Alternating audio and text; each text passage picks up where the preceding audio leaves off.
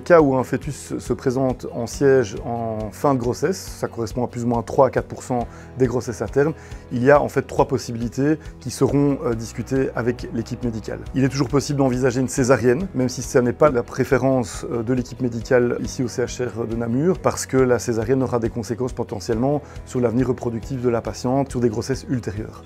Mais des patientes demandant une césarienne peuvent éventuellement y recourir. 2 autres options s'offrent à la patiente. D'abord, envisager un accouchement par voie naturelle en siège. Ceci nécessite un certain nombre de critères de sécurité qui seront évalués par l'échographie et par une mesure radiologique du bassin que l'on appelle une pelvimétrie.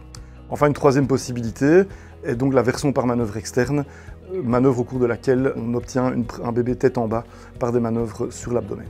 On commence à envisager la version à partir de 35 semaines d'aménorrhée.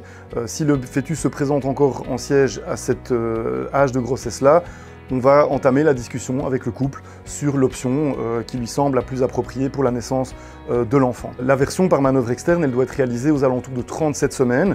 C'est un optimum parce que c'est le moment où les chances de succès sont les plus importantes, mais c'est aussi un moment où en cas de complications, qui sont très rares, une naissance est possible. La maman ne souffre pas au cours de la manœuvre dans la mesure où une anesthésie est proposée. Elle n'est pas impérative, dans certains cas on peut réaliser ce geste sans anesthésie, mais dans la majorité des cas, la patiente bénéficiera d'une rachianesthésie, donc c'est un petit peu comparable à une péridurale, et ça entraîne que le bas du corps dort de façon assez complète. De cette manière-là, il n'y a pas de douleur en ce qui concerne la maman.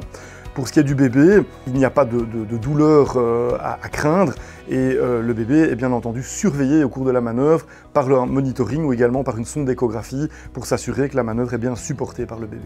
Lorsqu'une version par manœuvre externe est programmée, la patiente arrive à l'hôpital vers 6 h du matin parce qu'un monitoring doit être réalisé, parce que des médicaments doivent être administrés pour relâcher le muscle de l'utérus. Donc toute cette procédure prend un petit peu de temps.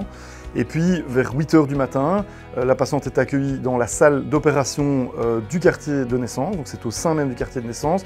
L'anesthésiste prend en charge la patiente pour poser une perfusion et réaliser l'anesthésie par injection dans le dos. Et puis, une équipe comportant une sage-femme et 2 gynécologues réalise le geste, qui dure en réalité très peu de temps, on parle de 3 à 5 minutes maximum.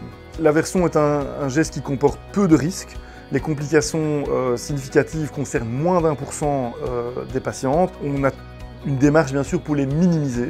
Premièrement, le geste a lieu dans un cadre où la naissance est possible rapidement si c'est nécessaire, que ce soit concernant le lieu, mais aussi l'anesthésie qui est déjà en général en place et toute l'équipe qui est là présente. Et également une surveillance va avoir lieu dans les jours qui suivent la version pour être sûr que le bébé n'a pas de conséquences au niveau principalement de son placenta.